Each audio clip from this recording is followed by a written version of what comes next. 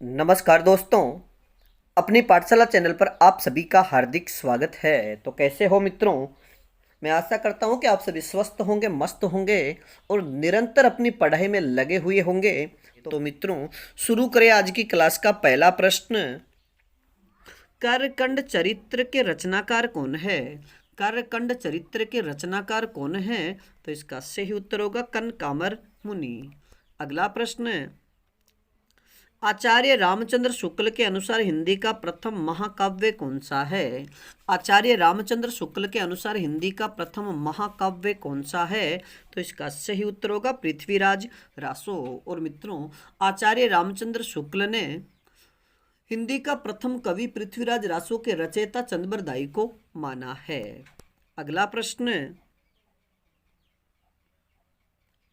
हिंदी भाषा में लिखा गया हिंदी साहित्य का प्रथम इतिहास ग्रंथ कौन सा है? हिंदी भाषा में लिखा गया हिंदी साहित्य का प्रथम इतिहास ग्रंथ कौन सा है? तो इसका सही उत्तर होगा शिव सिंह सरोज। और मित्रों, शिव सिंह सरोज की जो रचना है ये शिव सिंह सेंगर ने की है और इसकी रचना 1883 ईस्वी में हुई है। मित्रों, याद रखिएगा कि शिव सिंह सरोज का जो ग्रंथ है ये हिंदी भाषा में लिखा गया हिंदी साहित्य का प्रथम इतिहास ग्रंथ है। तो मित्रों, आपको बताना है कि हिंदी साहित्य का इतिहास सर्वप्रथम किस भाषा में लिखा गया था। इस प्रश्न का उत्तर आप हमें कमेंट्स में दीजिएगा। अगला प्रश्न। आदिकाल को वीर काल नाम किसने दिया? आदिकाल को वीर काल नाम किसने दिया? तो इसका सही उत्तर होगा विश्वनाथ प्रसाद मिश्र ने। अगला प्रश्न। आदिकाल को पुरानी हिंदी काल कहकर के किसने पुकारा है? आदिकाल को पुरानी हिंदी काल कहकर के किसने पुकारा है? तो इसका सही उत्तर होगा चंद्रधर शर्मा गुलेरी ने। अगला प्रश्न। जॉर्ज ग्रियर्सन ने हिंदी साहित्य के इतिहास लेखन में सर्वाधिक सहायता किस ग्रंथ से ली है? कि जॉर्ज ग्रियर्सन ने हिंदी साहित्य के इतिहास लेखन में सर्वाधिक सहायता किस ग्रंथ से ली है? तो इसका सही उत्तर होगा शिव सिंह सरोज ग्रंथ से। अगला प्रश्न। The modern vernacular literature of Hindustan के कौन से अध्याय में काल विभाजन का स्पष्ट निर्देश है? The modern vernacular literature of Hindustan के कौन से अध्याय में काल विभाजन का स्पष्ट निर्देश है? तो इसका सही उत्तर होगा 12वें अध्याय में। और मित्रों, याद रखिएगा कि इस ग्रंथ में केवल हिंदी कवियों का उल्लेख किया गया है। अब बात करें आज के अगले प्रश्न की। किसके द्वारा लिखा गया हिंदी साहित्य का इतिहास एक पुस्तक के रूप में सबसे बड़ा है? यानी किसके द्वारा लिखा गया हिंदी साहित्य का इतिहास एक पुस्तक के रूप में सबसे बड़ा है? तो इसका सही उत्तर होगा डॉक्टर रमा शंकर शुक्ल रसाल का। अगला प्रश्न। राजस्थानी साहित्य की रूपरेखा के लेखक कौन हैं? राजस्थानी साहित्य की रूपरेखा के लेखक कौन हैं? तो इसका सही उत्तर होगा मोतीलाल मेनारिया। अब बात करें आज के अगले प्रश्न की। डॉक्टर रमा शंकर शुक्ल रसाल ने हिंदी साहित्य के इतिहास ग्रंथ में आदिकाल को क्या नाम दिया? डॉक्टर रमा शंकर शुक्ल रसाल ने हिंदी साहित्य के इतिहास ग्रंथ में आदिकाल को क्या नाम दिया? तो इसका सही उत्तर होगा जयकाल। और मित्रों, बताना है कि डॉक्टर रमा शंकर शुक्ल रसाल ने रीतिकाल को क्या नाम दिया है। इस प्रश्न का उत्तर आप हमें कमेंट्स में दीजिएगा। अगला प्रश्न। आदिकालीन साहित्य में गद्य का प्राचीनतम ग्रंथ कौन सा है? आदिकालीन साहित्य में गद्य का प्राचीनतम ग्रंथ कौन सा है? तो इसका सही उत्तर होगा कुवलय माल कहा। और मित्रों, कुवलय माल कहा के रचयिता उद्योतन सूरी है। अगला प्रश्न। जैन साहित्य की रास परंपरा का प्रथम ग्रंथ कौन सा है? जैन साहित्य की रास परंपरा का प्रथम ग्रंथ कौन सा है? तो इसका सही उत्तर होगा भरतेश्वर बाहुबली रास। अगला प्रश्न। परमाल रासों का सर्वप्रथम आल्हा खंड नाम से प्रकाशन किसने करवाया था? कि परमाल रासों का सर्वप्रथम आल्हा खंड नाम से प्रकाशन किसने करवाया था? तो इसका सही उत्तर होगा चार्ल्स इलियट ने 1865 ईस्वी में। अगला प्रश्न, अमीर खुसरो ने अपने किस ग्रंथ में भारतीय बोलियों के संबंध में विस्तार से लिखा है? अमीर खुसरो ने अपने किस ग्रंथ में भारतीय बोलियों के संबंध में विस्तार से लिखा है? तो इसका सही उत्तर होगा नूहे सिपहर में। अब बात करें आज के अगले प्रश्न की। विद्यापति ने अपनी किस कृति को कहानी कहा है? विद्यापति ने अपनी किस कृति को कहानी कहा है? तो इसका सही उत्तर होगा कीर्ति लता को। और मित्रों, इसकी भाषा की बात करें तो इसकी भाषा अवहट है, और कीर्ति पताका की बात करें तो इसकी भाषा अपभ्रंश है। अगला प्रश्न, जय मयंक जस चंद्रिका जिसकी रचना 1186 ईस्वी में हुई, कि जय मयंक जस चंद्रिका रासो साहित्य के रचयिता कौन है? तो इसका सही उत्तर होगा मधुकर कवि। अगला प्रश्न, सबदी, प्राण सांकली, आत्मबोध, नरवय बोध और पद आदि रचनाओं के रचयिता कौन हैं? सबदी, प्राण सांकली, आत्मबोध, नरवय बोध और पद आदि रचनाओं के रचयिता कौन हैं? तो इसका सही उत्तर होगा गोरखनाथ। अगला प्रश्न, गोरखनाथ की रचनाओं का संग्रह गोरख बानी नाम से किसने किया है? कि गोरखनाथ की रचनाओं का संग्रह गोरख बानी नाम से किसने किया है? तो इसका सही उत्तर होगा 1942 में पीताम्बर दत्त बड़थवाल ने। अगला प्रश्न, हिंदी साहित्य का इतिहास दर्शन नामक ग्रंथ के लेखक कौन हैं? हिंदी साहित्य का इतिहास दर्शन नामक ग्रंथ के लेखक कौन हैं? तो इसका सही उत्तर होगा डॉक्टर नलिन विलोचन शर्मा। अगला प्रश्न, डॉक्टर रामकुमार वर्मा ने अपने साहित्य इतिहास की समय सीमा क्या रखी है? डॉक्टर रामकुमार वर्मा ने अपने साहित्य की समय सीमा क्या रखी है? तो इसका सही उत्तर होगा 693 ईस्वी से 1693 ईस्वी। अगला प्रश्न, नारी निंदा किस संप्रदाय में मिलती है? नारी निंदा किस संप्रदाय में मिलती है? तो इसका सही उत्तर होगा नाथ संप्रदाय में। अगला प्रश्न, वर्ण रत्नाकर यानी मैथिली में रचित व्याकरण, तो वर्ण रत्नाकर के लेखक कौन हैं? तो इसका सही उत्तर होगा ज्योतिश्वर ठाकुर। अगला प्रश्न, किस कवि को अभिनव जयदेव की उपाधि मिली थी?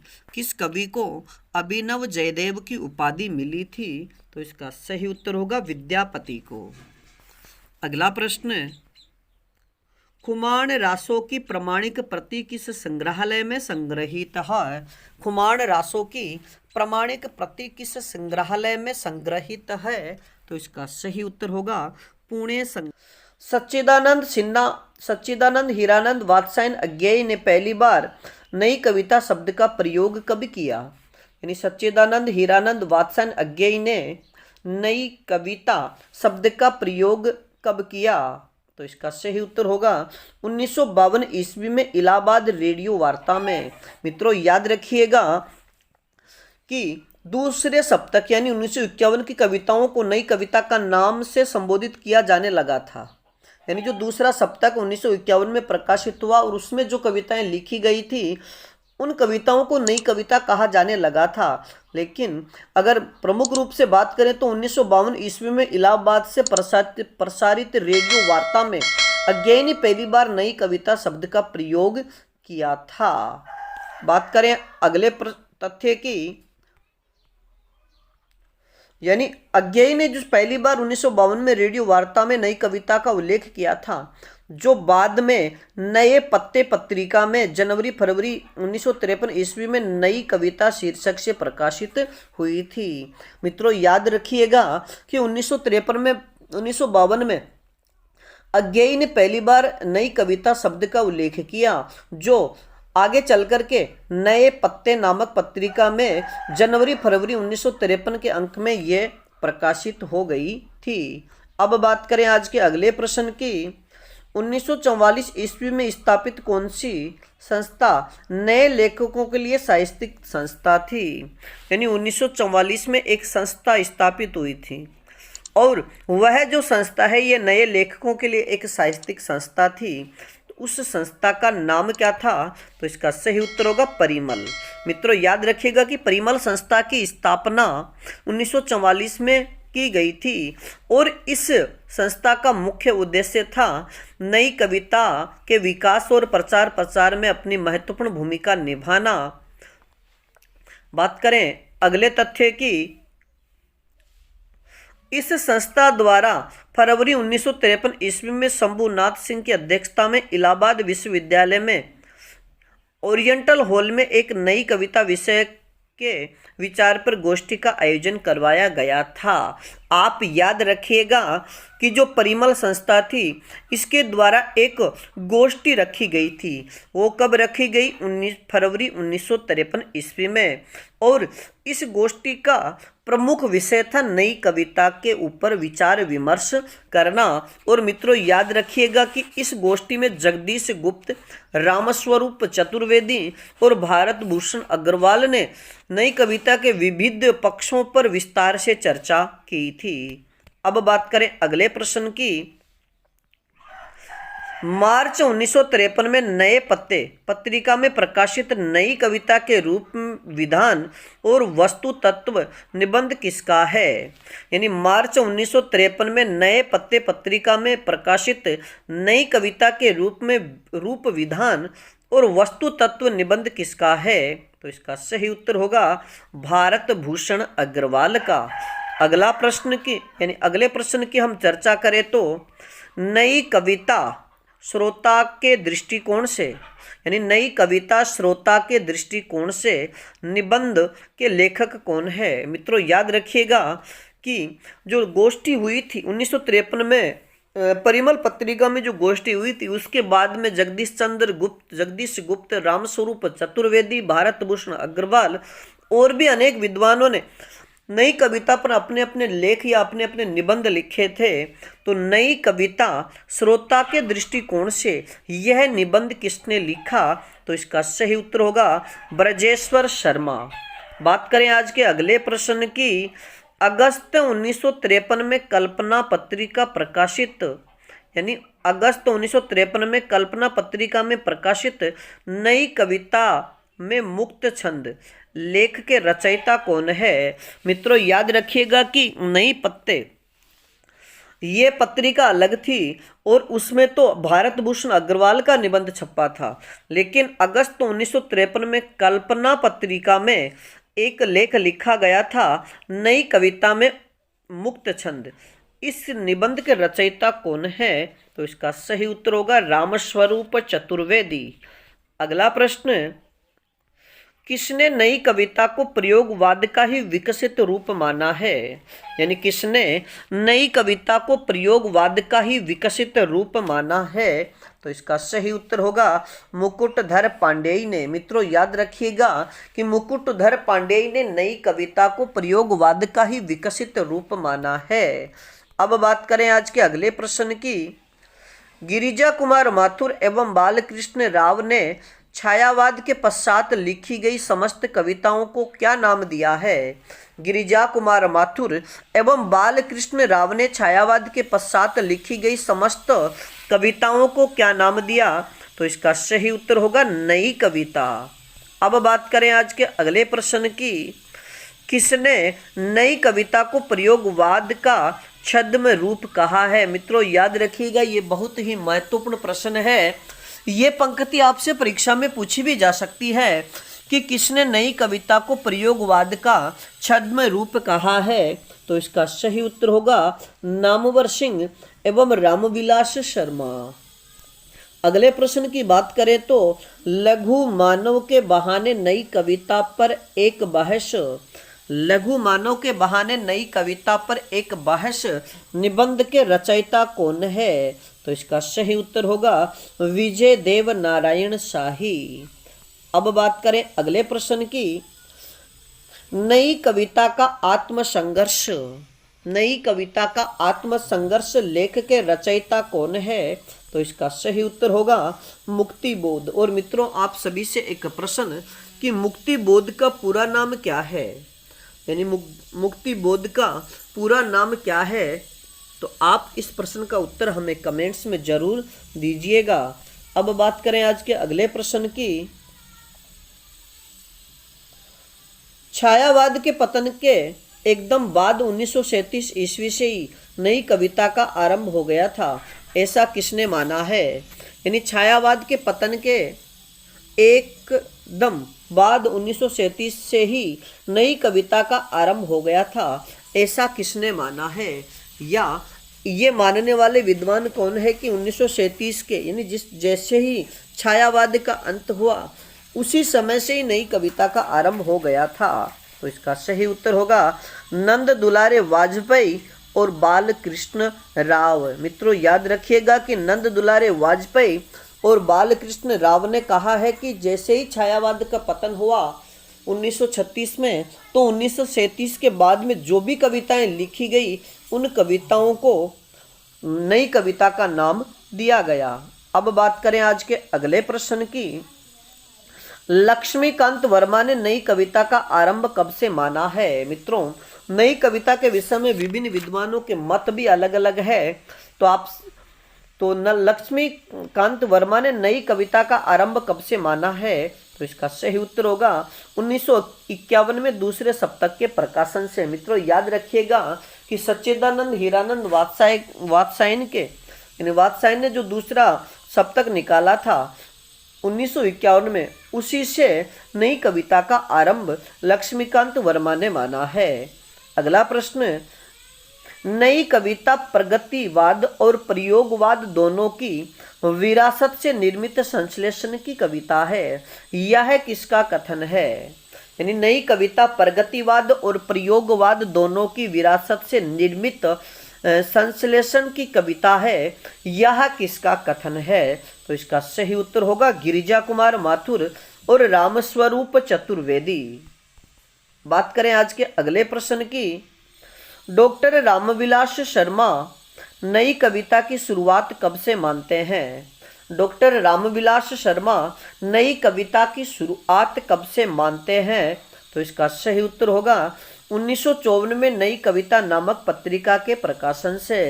मित्रों, याद रखिएगा, डॉक्टर रामविलास शर्मा नई कविता की शुरुआत 1954 में नई कविता नामक पत्रिका, जिसका प्रकाशन डॉक्टर जगदीश गुप्त ने किया था, से मानते हैं। अब बात करें आज के अगले प्रश्न की। नई कविता संपूर्ण जीवन की कविता है, केवल महिमाशाली अंशों तक वह अपने को सीमित नहीं रखती। यानी नई कविता संपूर्ण जीवन की कविता है, केवल महिमाशाली अंशों तक वह अपने को सीमित नहीं रखती, यह किसका कथन है? तो इसका सही उत्तर होगा रामस्वरूप चतुर्वेदी। अगला प्रश्न, कविता में नवीनता की उत्पत्ति सच्ची कविता लिखने की आकांक्षा से होती है। यानी कविता में नवीनता की उत्पत्ति सच्ची कविता लिखने की आकांक्षा से होती है। नई कविता के विषय में यह कथन किस आलोचक का है? तो इसका सही उत्तर होगा डॉक्टर जगदीश गुप्त का। अब बात कर। नमस्कार दोस्तों, अपनी पाठशाला चैनल पर आप सभी का हार्दिक स्वागत है। तो कैसे हो मित्रों? मैं आशा करता हूं कि आप सभी स्वस्थ होंगे, मस्त होंगे और निरंतर अपनी पढ़ाई में लगे हुए होंगे। तो मित्रों, मैं फिर से हाजिर हूं एक नई क्लास के साथ में, और आज का अपना टॉपिक होगा हिंदी गद्य साहित्य का उद्भव और विकास। यानी आज की कक्षा में हम चर्चा करने वाले हैं गद्य साहित्य को लेकर के, और गद्य साहित्य का जो प्रारंभिक उद्भव और विकास है, आज की कक्षा में उन्हीं की चर्चा करेंगे। क्योंकि कल एक दो भाई बहनों का कमेंट्स आया था कि सर आप गद्य साहित्य भी करवा दीजिए, तो हम आज की कक्षा से शुरू कर रहे हैं गद्य साहित्य का उद्भव और विकास। इसके बाद पढ़ेंगे कहानी विधा, निबंध विधा, उपन्यास विधा, जितनी भी यात्रा वृत्तांत संस्मरण है, इन सभी का अध्ययन करते रहेंगे। और मित्रों साथ साथ में प्रगतिवाद, छायावाद, द्विवेदी युग, इनके जो लेखक और कवि हैं इनका जीवन परिचय भी पढ़ते रहेंगे। तो मित्रों शुरू करें आज की क्लास का पहला प्रश्न। चंपू काव्य, और मित्रों याद रखिएगा चंपू काव्य यानी गद्य पद्य मिश्रित जो रचना होती है उसे हम चंपू काव्य कहते हैं। तो चंपू काव्य की प्राचीनतम रचना कौन सी है? चंपू काव्य की प्राचीनतम रचना कौन सी है, यानी गद्य पद्य मिश्रित जो प्रथम रचना है वह कौन सी है? तो इसका सही उत्तर होगा राउल वेल। और इस राउल वेल के रचयिता का नाम पूछ लिया जाए तो रोड़ा कवि, यानी राउल वेल की रचना रोड़ा कवि ने की थी। और मित्रों बहुत ही महत्वपूर्ण प्रश्न है कि राउल वेल से ही हिंदी में नखशिख जो परंपरा है उसका परिवर्तन हुआ था। यानी आपसे प्रश्न पूछ लिया जाए कि किस रचना से हिंदी की नखशिख परंपरा का परिवर्तन हुआ, तो इसका सही उत्तर होगा फिर राउल वेल। अब बात करें आज के अगले प्रश्न की।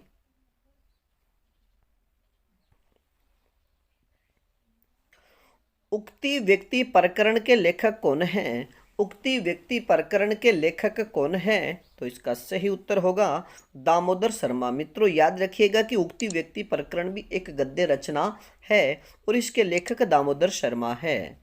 अगला प्रश्न, यानी आज की कक्षा में जो रचनाएं हम पढ़ेंगे ये केवल गद्य साहित्य से संबंधित है। मैथिली हिंदी में रचित गद्य की पुस्तक वर्ण रत्नाकर के लेखक कौन है? यानी मैथिली हिंदी में रचित गद्य की पुस्तक वर्ण रत्नाकर के लेखक कौन है? तो इसका सही उत्तर होगा ज्योतिश्वर ठाकुर। मित्रों याद रखिएगा कि जो वर्ण रत्नाकर रचना है ये व्याकरण संबंधी रचना है और वर्ण रत्नाकर को मैथिली का विश्वकोश भी कहा जाता है। अगर आपसे प्रश्न पूछ लिया जाए कि निम्न में से कौन सी रचना को मैथिली का विश्वकोश कहा जाता है, तो फिर इसका सही उत्तर होगा वर्ण रत्नाकर। अगला प्रश्न, ब्रज भाषा में रचित गद्य की प्रमुख भक्तिकालीन रचनाएं कौन कौन से हैं? यानी ब्रज भाषा में रचित गद्य की प्रमुख भक्तिकालीन रचनाएं कौन कौन सी है? तो मित्रों इस प्रश्न का सही उत्तर होगा, यानी ये जो रचनाएं मैंने नीचे लिखी है ये सारी की सारी रचनाएं ब्रज भाषा में होने के साथ साथ ये गद्य की रचनाएं भी है। तो सबसे पहले रचना की बात करें तो श्रृंगार रस मंडल। मित्रों ये श्रृंगार शब्द ये टाइपिंग की वजह से थोड़ा मिस्टेक हो रहा है इसमें। तो श्रृंगार जो शब्द होगा ये शुद्ध रूप से ये जो रे लगा है ना यहाँ पर ये रे नहीं आएगा यहाँ, यानी सीधा लिखा जाएगा श्रृंगार। तो आप शुद्ध रूप से भी याद रखिएगा कि श्रृंगार शब्द शुद्ध कैसे लिखा जाता है। तो श्रृंगार रस मंडन, ये मंडन की रचना गोस्वामी विठल नाथ ने की थी। यानी श्रृंगार रस मंडन की रचना गोस्वामी विठल नाथ ने की। सिद्धांत विचार की बात करें तो यह ध्रुव दास की रचना है और अष्टयाम की रचना नाभादास ने की थी। और ये प्रश्न भी बार बार परीक्षा में पूछा जाता है। और परमार्थ वचनिका जो गद्य रचना है ब्रजभाषा की, इसके रचयिता बनारसी दास जैन हैं। तो इन चारों रचनाओं को याद रखिएगा कि ये ब्रजभाषा में रचित गद्य की प्रमुख रचनाएं हैं। अगला प्रश्न, खड़ी बोली गद्य का प्रारंभिक रूप कहाँ से मिलता है? खड़ी बोली गद्य का जो प्रारंभिक रूप है वह कहाँ से मिलता है? तो इसका सही उत्तर होगा दक्षिणी भारत से। मित्रों याद रखिएगा कि दक्षिणी भारत में मुल्ला वजही ने सर्वप्रथम खड़ी बोली में गद्य की रचना की थी। इसलिए खड़ी बोली में दक्षिणी प्रारंभिक रूप की बात कर ली जाए तो दक्षिणी भारत में इसका उद्भव हुआ और वहाँ के जो लेखक थे मुल्ला वजही, उन्होंने खड़ी बोली में सर्वप्रथम गद्य में रचना की थी। अब बात करें अगले प्रश्न की।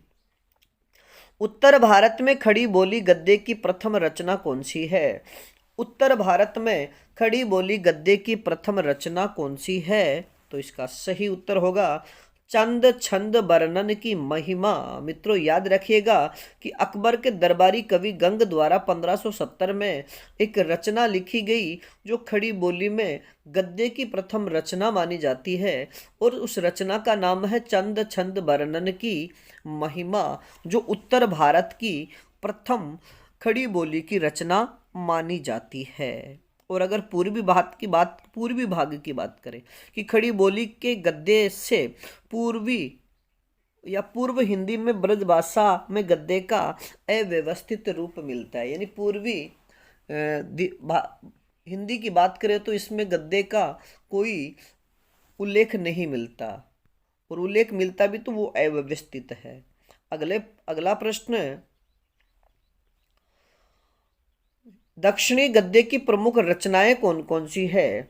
दक्षिणी गद्य की प्रमुख रचनाएं यानी प्रमाणिक जो रचनाएं हैं वो कौन कौन सी हैं? तो इसका सही उत्तर होगा मेराजुल। और मित्रों इसके रचयिता, रचना का नाम है मेराजुल, और इसके रचयिता की बात करें तो गेसु दराज। यानी मेराजुल जो गद्य की रचना है दक्षिणी गद्य की, इसके रचयिता गेसु दराज हैं। और फिर अगली रचना की बात करें तो कलमीतुल हकायक, ये जो गद्य की रचना है इसके रचयिता की बात करें तो बुरहानुद्दीन जानम इसके रचयिता है। अगला प्रश्न,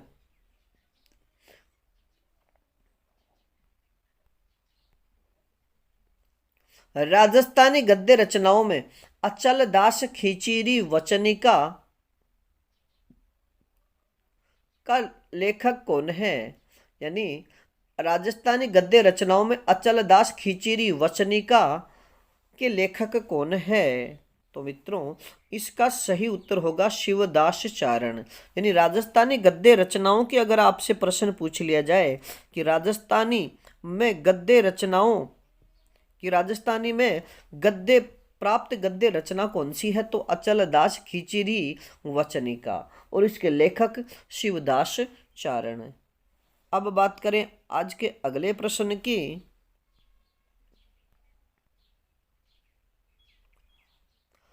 प्रमाणित खड़ी बोली गद्य की प्रथम रचना कौन सी मानी जाती है?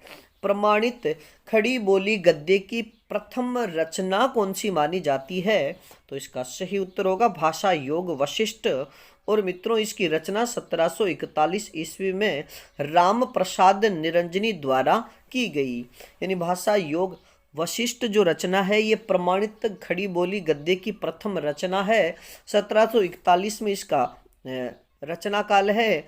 और इसके रचयिता की बात करें तो राम प्रसाद निरंजनी इसके रचयिता है। अगला प्रश्न, आधुनिक खड़ी बोली हिंदी गद्य का जनक किसे माना जाता है? आधुनिक खड़ी बोली हिंदी गद्य का जनक किसे माना जाता है? तो इसका सही उत्तर होगा भारतेंदु हरिश्चंद्र। और मित्रों भारतेंदु हरिश्चंद्र के जो यानी भारतेंदु युग और इसके जो प्रमुख कवि लेखक हैं, इनका वर्णन भी यानी इनसे संबंधित जो क्लासें हैं मैंने अपने YouTube चैनल पर डाल रखी है, और प्ले लिस्ट भी बनी हुई है, तो आप वहां जाकर के भारतेंदु युग का विस्तार से अध्ययन कर सकते हो। और इससे जुड़े हुए जितने भी लेखक हैं उनका भी मैंने वहां पर जीवन परिचय दिया है। अगला प्रश्न, आधुनिक हिंदी गद्य का पूरा आभास 19वीं सदी के किन दो लेखकों से प्राप्त होता है? यानी आधुनिक हिंदी गद्य का पूरा आभास 19वीं सदी के वे कौन से दो लेखक हैं जिनसे खड़ी बोली का पूरा आभास प्राप्त होता है? तो इसका सही उत्तर होगा मुंशी सदा सुखलाल व सदल मिश्र। मित्रों मुंशी सदा सुखलाल और सदल मिश्र इनके द्वारा रचित जो रचनाएं हैं वो खड़ी बोली की यानी आधुनिक जो हिंदी है उसकी प्रसिद्ध रचनाएं हैं, और इनकी रचनाओं से ही खड़ी बोली का या हिंदी गद्य का पूरा आभास प्राप्त होता है। अगला प्रश्न, राजस्थानी का कौन सा साहित्य हिंदी गद्य के लिए प्रसिद्ध है? राजस्थानी का कौन सा साहित्य हिंदी गद्य के लिए प्रसिद्ध है? तो इसका सही उत्तर होगा वात साहित्य। अगला प्रश्न, 19वीं सदी के खड़ी बोली गद्य लेखन में किस कॉलेज का महत्वपूर्ण योगदान रहा? यानी 19वीं सदी के खड़ी बोली गद्य के लेखन में किस कॉलेज का महत्वपूर्ण योगदान रहा? तो इसका सही उत्तर होगा फोर्ट विलियम कॉलेज, जिसकी स्थापना 1810 ईस्वी मानी जाती है। अगला प्रश्न, विशुद्ध संस्कृत निष्ठ हिंदी का समर्थन किसने किया है? विशुद्ध संस्कृत निष्ठ हिंदी गद्य का समर्थन किसने किया? तो इसका सही उत्तर होगा राजा लक्ष्मण सिंह ने। अगला प्रश्न,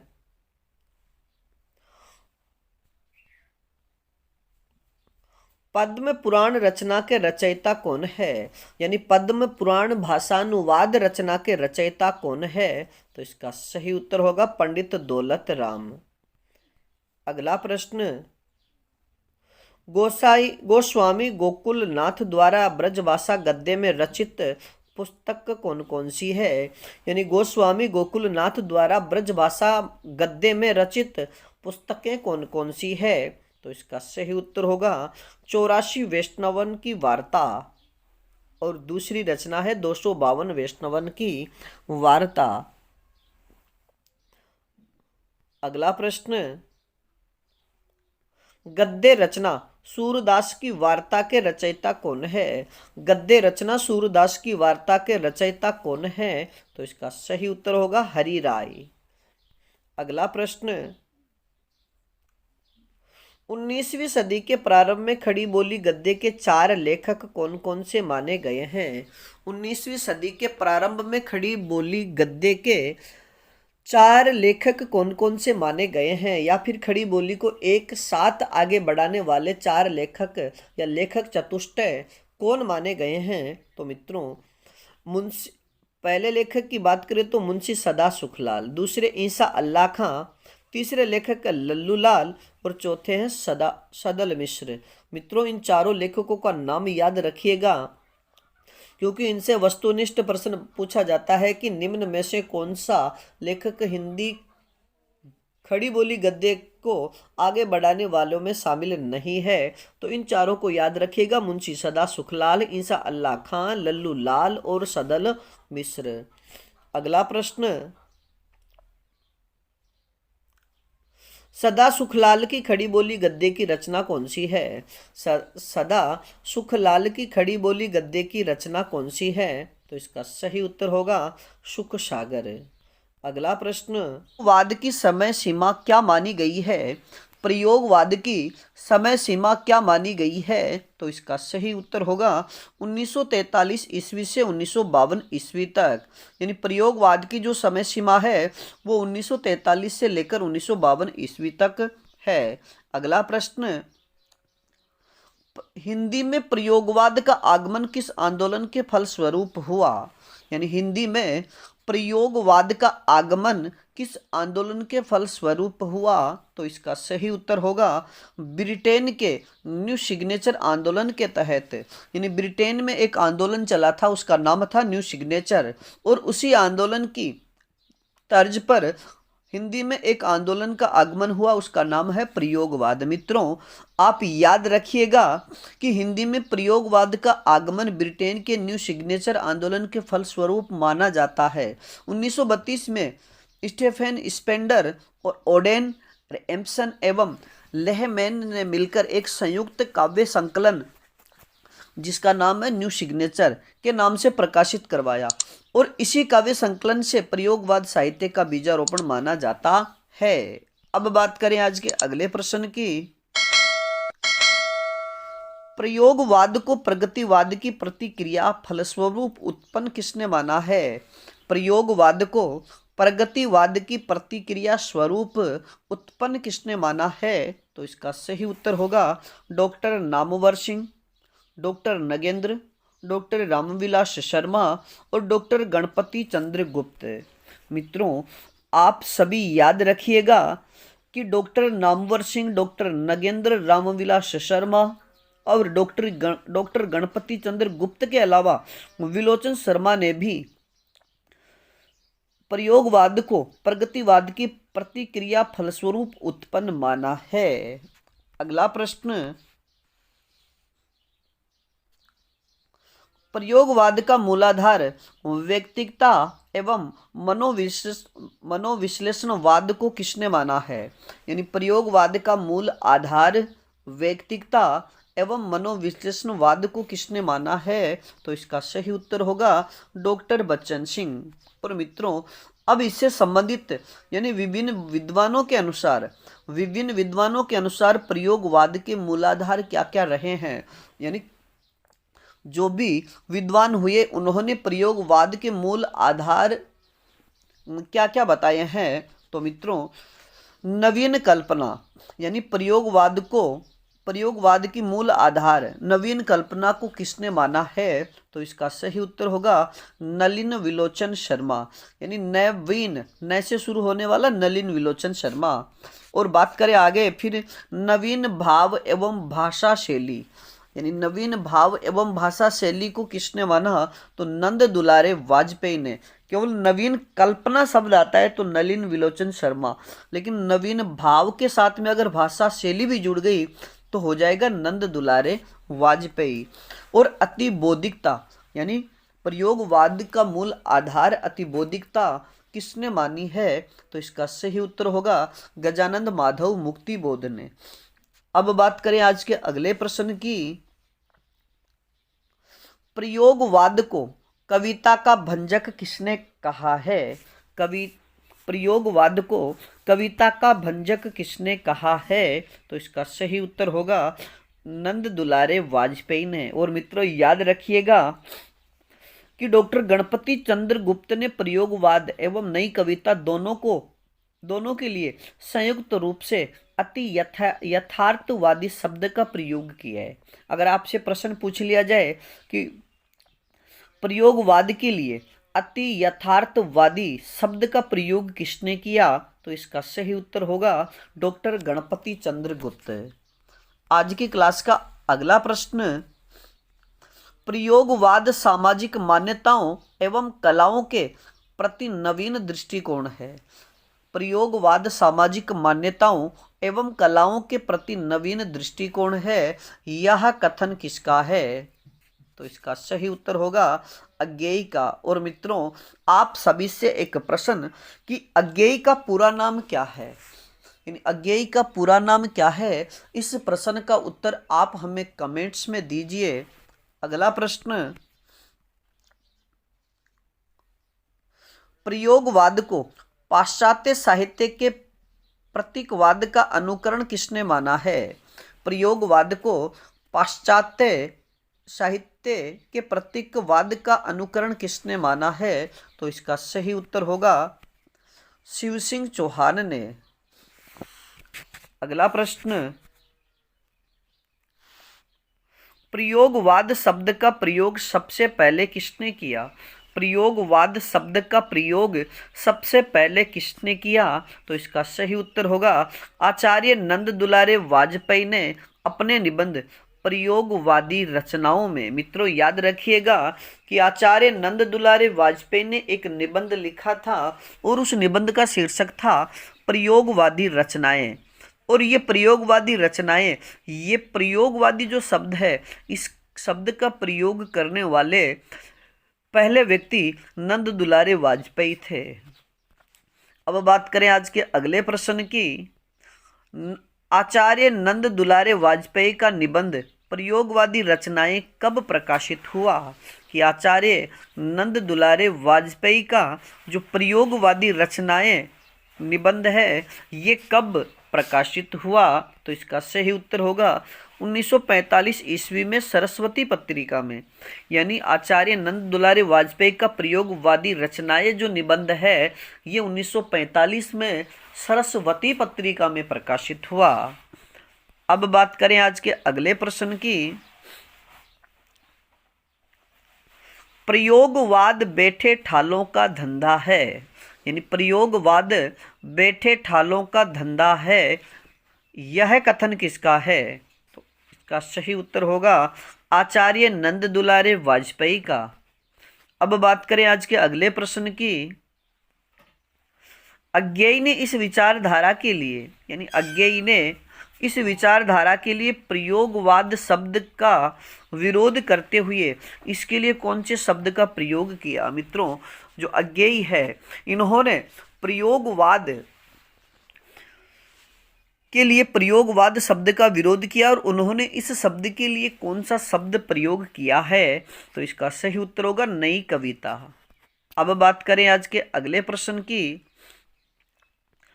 प्रयोगवाद का प्रवर्तन अज्ञेय के द्वारा संपादित प्रथम तार सप्तक से माना जाता है। प्रथम तार सप्तक का प्रकाशन कब हुआ? यानी प्रयोगवाद का जो प्रवर्तन है यह सच्चिदानंद हीरानंद वात्स्यायन अज्ञेय के द्वारा संपादित प्रथम तार सप्तक से माना जाता है।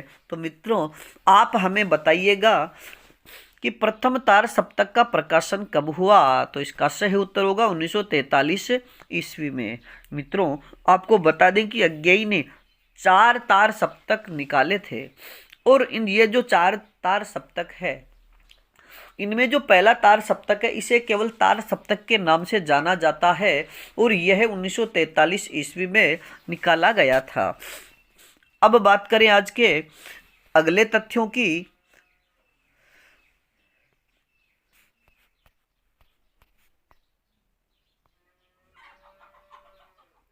यानी अज्ञेय द्वारा संपादित तार सप्तक निम्न प्रकार हैं। यानी अज्ञेय द्वारा जो तार सप्तक निकाले गए वह निम्न है। तार सप्तक यानी पहला सप्तक जिसको कहा जाता है इसे केवल तार सप्तक के नाम से जाना गया जो 1943 ईस्वी में प्रकाशित हुआ। और मित्रों, तार सप्तक का सीधा सा अर्थ है कि इसमें जो भी कवि है यानी इसमें 7 कवियों को, जो 4 सप्तक है, पहला सप्तक इसमें भी 7 कवि, दूसरे में भी 7, तीसरे में भी 7, यानी प्रत्येक सप्तक में 7 कवियों को एक समान सी मिलती जुलती भाव बोध वाली रचनाओं को शामिल किया गया है। तो तार सप्तक ये 1943 में प्रकाशित हुआ। दूसरे सप्तक की बात करें तो ये 1951 में प्रकाशित हुआ।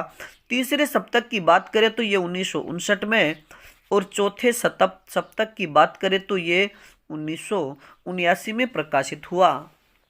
और मित्रों, तार सप्तक के जो कवि हैं और चारों तार सप्तकों के कवियों का विवरण हम आपके लिए एक ट्रिक के माध्यम से समझाने की कोशिश करेंगे और इसके लिए आपके लिए यानी तार सप्तक के जितने भी कवि हैं इनकी एक अलग से क्लास आपके लिए बना देंगे और वो भी एक ट्रिक के साथ में, जिससे सारे के सारे कवि आपको याद हो जाएंगे। अब बात करें आज के अगले प्रश्न की। तार सप्तक मूलतः किसके मस्तिष्क की उपज थी? यानी तार सप्तक मूलतः किसके मस्तिष्क की उपज थी? तो इसका सही उत्तर होगा प्रभाकर माचवे। मित्रों, जो तार सप्तक है ये मूलतः प्रभाकर माचवे की मस्तिष्क की उपज थी, लेकिन इसका जो प्रवर्तक है परंतु इसका प्रवर्तक या संपादक अज्ञेय रहे। अब बात करें आज के अगले प्रश्न की। प्रयोगवाद हमारे लिए साध्य नहीं अपितु साधन है। प्रयोगवाद हमारे लिए साध्य नहीं अपितु साधन है, यह कथन किसका है? तो इसका सही उत्तर होगा सच्चिदानंद हीरानंद वात्स्यायन अज्ञेय का। यानी अज्ञेय ने कहा है कि प्रयोगवाद हमारे लिए साध्य नहीं अपितु दूसरा साधन है। एक तो नवीन जीवन तथ्यों को जानने समझने का तथा दूसरा नवीन भाषा शैली एवं नवीन उपमानों का उन्हें अभिव्यक्त करने का यह एकमात्र साधन है। बात करें अगले प्रश्न की। प्रयोगवाद ज्ञात से अज्ञात की ओर बढ़ने वाली बौद्धिक जागरूकता है। प्रयोगवाद ज्ञात से अज्ञात की ओर बढ़ने वाली बौद्धिक जागरूकता है, यह कथन किसका है? तो इसका सही उत्तर होगा डॉक्टर लक्ष्मीकांत वर्मा का। और मित्रों, डॉक्टर लक्ष्मीकांत वर्मा ने ये तो कहा ही है कि प्रयोगवाद ज्ञात से अज्ञात की ओर ले जाने वाली बौद्धिक जागरूकता है। इसके अलावा उन्होंने कहा है कि प्रयोगवाद एक और व्यक्ति अनुभूति को समष्टि अनुभूति तक उत्सर्ग करने का प्रयास है, तो दूसरी वह रूढ़ि का विरोधी और अन्वेषण का समर्थक भी है। अगला प्रश्न, प्रयोगवादी कविता में युग से उत्पन्न अनास्था, शंका, गुठन, कुंठा, भग्नाशा दिखाई पड़ती है। यह कवि नए मार्ग का अनुसंधान करने के लिए व्याकुल हैं। यह पंक्ति किसकी है? यानी प्रयोगवादी कविता में युग से उत्पन्न अनास्था, शंका, गुठन, कुंठा, भग्नाशा दिखाई पड़ती है। यह कवि नए मार्ग का अनुसंधान करने के लिए व्याकुल है। यह पंक्ति किसकी है? तो इसका सही उत्तर होगा डॉक्टर रामविलास शर्मा की। और मित्रों, अब हम चर्चा करें प्रयोगवाद की, यानी प्रयोगवाद की जो प्रमुख प्रवृत्तियां क्या क्या है। यानी प्रयोगवाद की प्रमुख प्रवृत्तियां क्या क्या है। तो मित्रों, अब प्रयोगवाद की प्रवृत्तियों की चर्चा करें तो पहली प्रवृत्ति बौद्धिकता की अतिशयता। यानी प्रयोगवाद की सबसे बड़ी या सबसे पहली प्रवृत्ति की चर्चा करें तो प्रयोगवाद में भावुकता तथा बौद्धिकता का संश्लेषण दिखाई देता है। और प्रयोगवादी कविता में न तो छायावादी काव्य के जैसी वायवीयता, अति भावुकता एवं कल्पना है, और न ही प्रगतिवाद की तरह किसी विचारधारा के प्रति यांत्रिक मोह है।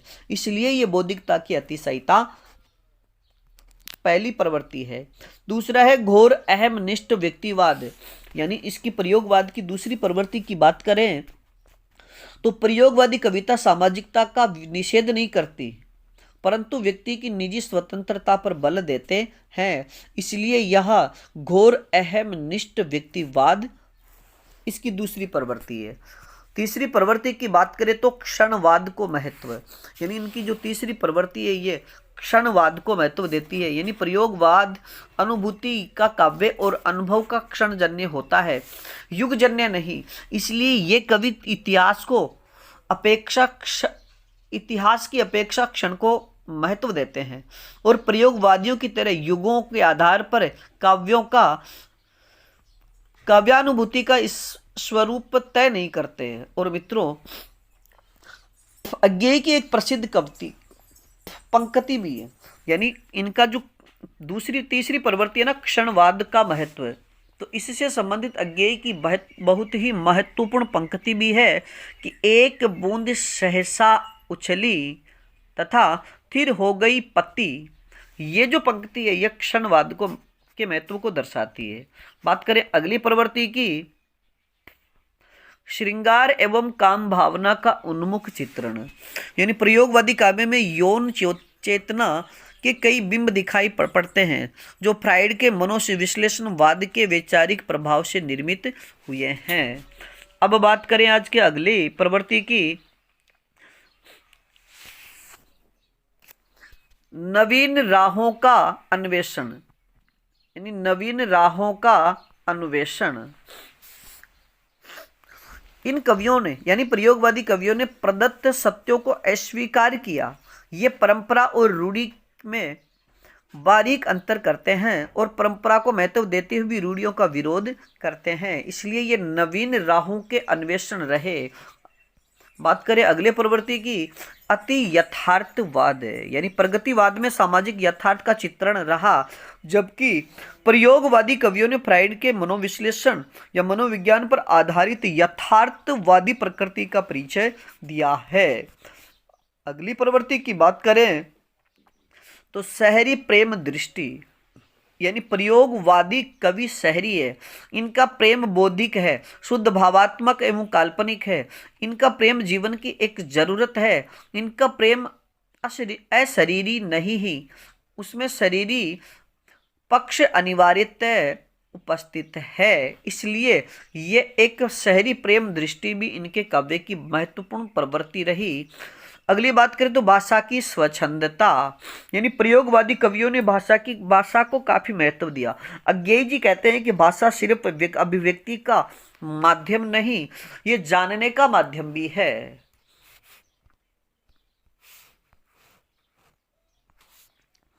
अगली प्रवृत्ति की बात करें तो प्रस्तुत विधान। और इससे अगली प्रवृत्ति नवीन भाषा शैली एवं प्रतीकों का प्रयोग। और मित्रों आपको बता दें कि प्रयोगवादी जो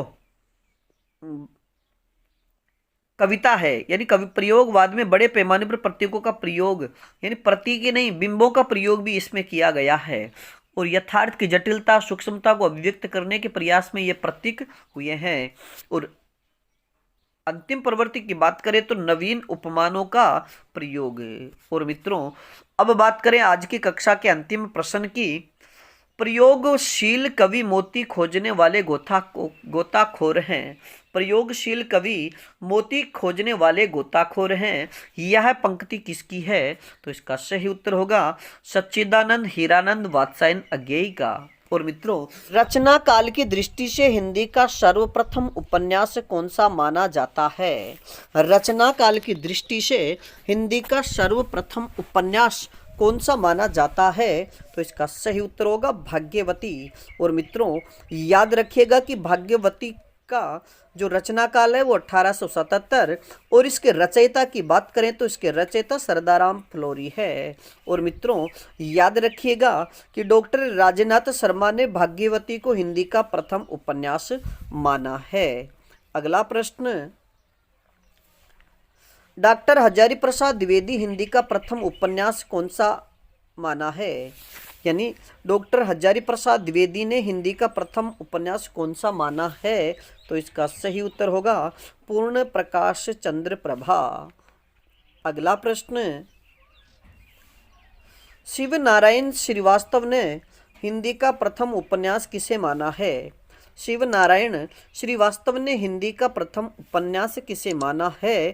तो इसका सही उत्तर होगा रानी केतकी की कहानी की। और मित्रों याद रखिएगा कि रानी केतकी की कहानी के रचयिता ईसा अल्लाह खां है। और मित्रों यह एक उपन्यास न होकर के एक कहानी है। अब बात करें आज के अगले प्रश्न की। देवकी नंदन खत्री के भूतनाथ उपन्यास को किसने पूरा किया था?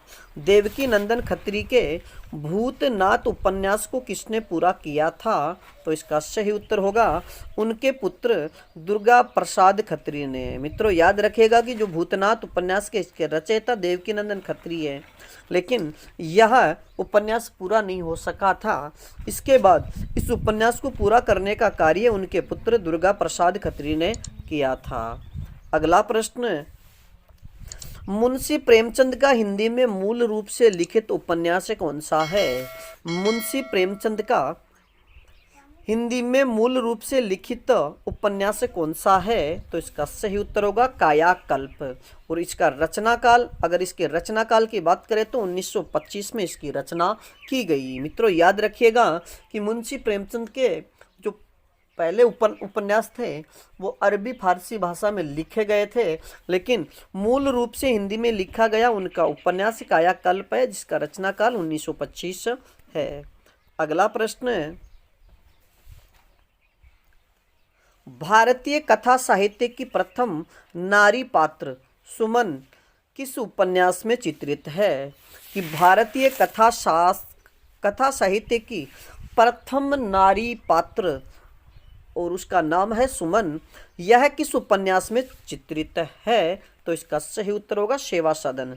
और मित्रों याद रखिएगा कि सेवा सदन ये मुंशी प्रेमचंद का उपन्यास है, जिसकी रचना 1918 में की गई थी। और मित्रों याद रखिएगा कि प्रेमचंद ने इसे हिंदी का बेहतरीन नोवेल कहा है। यानी मुंशी प्रेमचंद ने सेवा सदन को हिंदी का बेहतरीन नोवेल कहा है। अब बात करें अगले प्रश्न की। प्रेमचंद के किस उपन्यास में हरिजनों की समस्याओं का चित्रण किया गया है?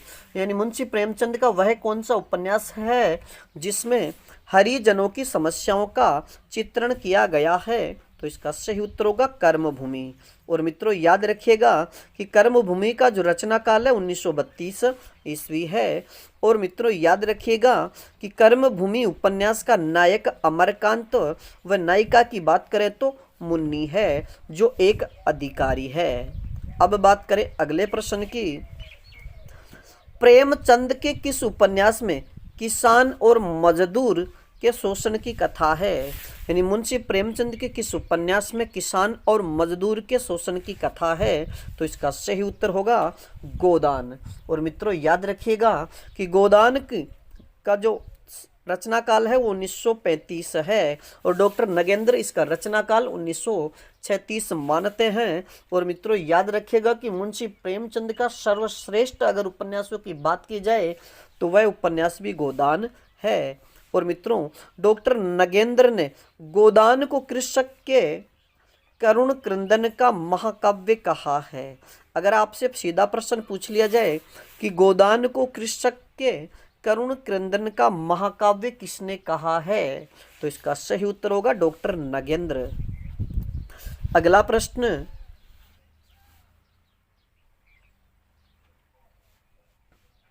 सिया राम शरण गुप्त के उपन्यास किस पर आधारित हैं? सिया राम शरण गुप्त के उपन्यास किस पर आधारित हैं? तो इसका सही उत्तर होगा गांधी दर्शन पर आधारित मनोवैज्ञानिक सामाजिक उपन्यास। यानी मित्रों याद रखिएगा कि सियाराम शरण गुप्त के उपन्यास गांधी दर्शन पर आधारित हैं और गांधी दर्शन पर आधारित होने के साथ साथ यह मनोवैज्ञानिक सामाजिक ताबर भी आधारित उपन्यास है। अब बात करें आज के अगले प्रश्न की।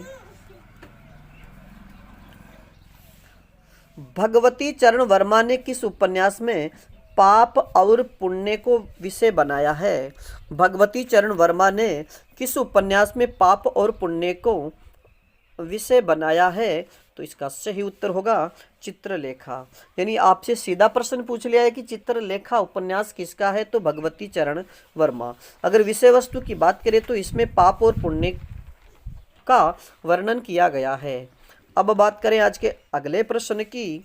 यशपाल का कौन सा उपन्यास पूंजीवाद, गांधीवाद और आतंकवाद का विरोध करने वाला उपन्यास है?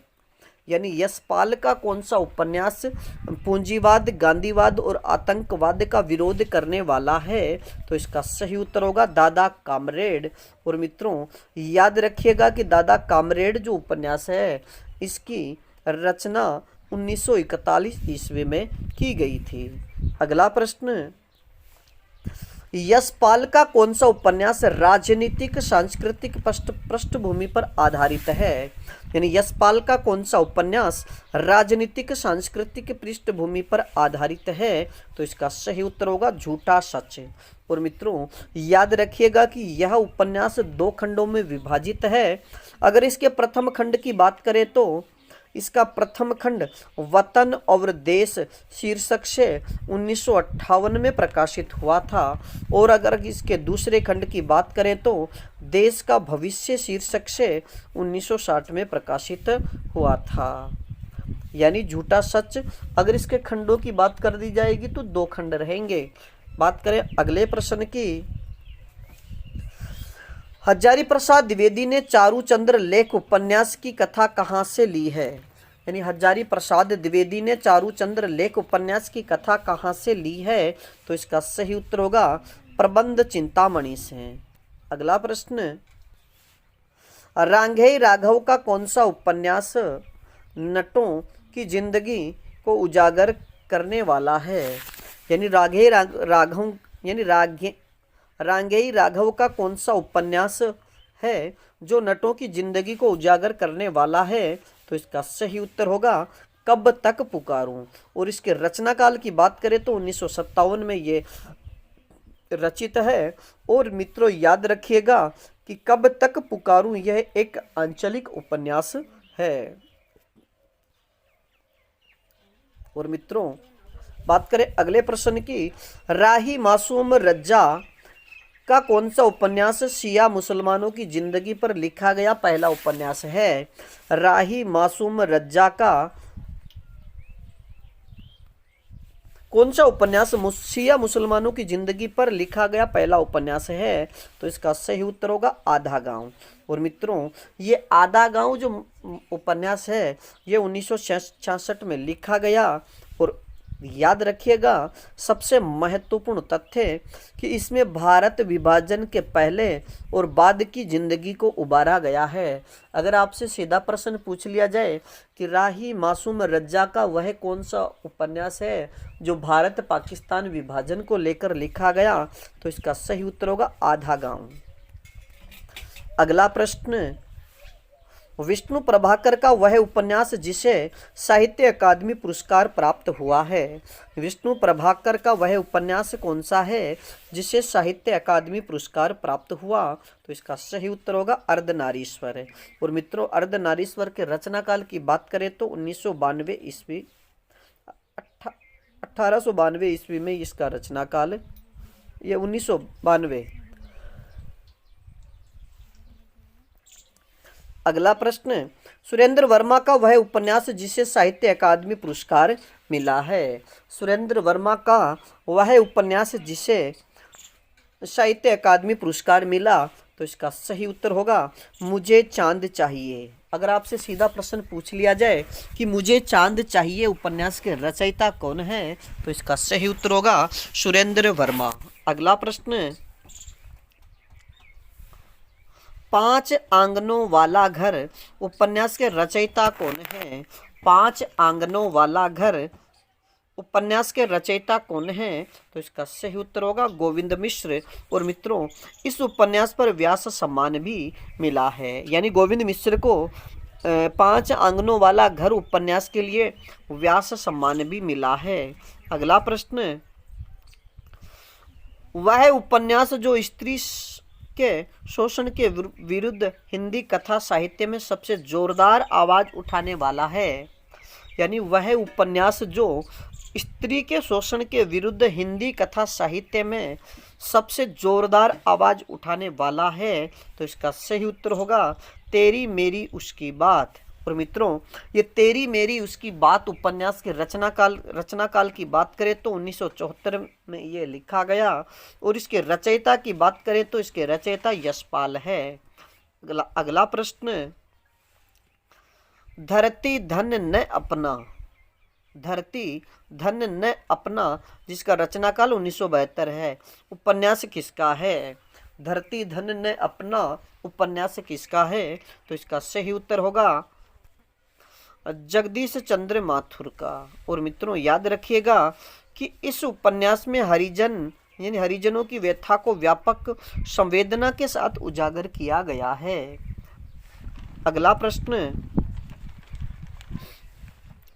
हिंदी में तिलस्मी अय्यारी उपन्यासों के जनक कौन माने जाते हैं। हिंदी में तिलस्मी अय्यारी उपन्यासों के जनक कौन माने जाते हैं, तो इसका सही उत्तर होगा देवकीनंदन खत्री। अगला प्रश्न,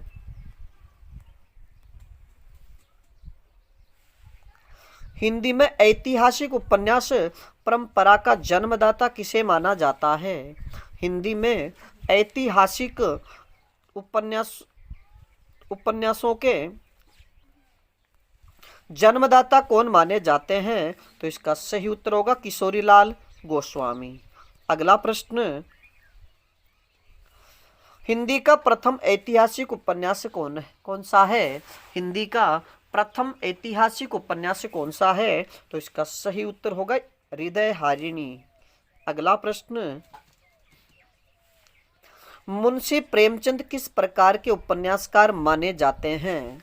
मुंशी प्रेमचंद किस प्रकार के उपन्यासकार माने जाते हैं, तो इसका सही उत्तर होगा आदर्शोन्मुख यथार्थवादी उपन्यासकार। और मित्रों, आप सभी से एक प्रश्न कि मुंशी प्रेमचंद का बचपन का नाम क्या था तथा मुंशी प्रेमचंद की वह रचना कौन सी है जिसे अंग्रेजों ने जब्त कर ली थी। इन दोनों प्रश्नों का उत्तर आप हमें कमेंट्स में दीजिएगा। अगला प्रश्न, प्रेमचंद का वह उपन्यास जो अनमेल विवाह की समस्या को दर्शाता है। यानी मुंशी प्रेमचंद का वह उपन्यास कौन सा है जो अनमेल विवाह की समस्या को दर्शाता है, तो इसका सही उत्तर होगा निर्मला। और मित्रों, याद रखिएगा निर्मला का रचना काल 1927 है। और इसकी बात करें तो इसकी मुख्य नायिका निर्मला है तथा नायक की बात करें तो मुंशी तोताराम इसके नायक हैं। अगला प्रश्न,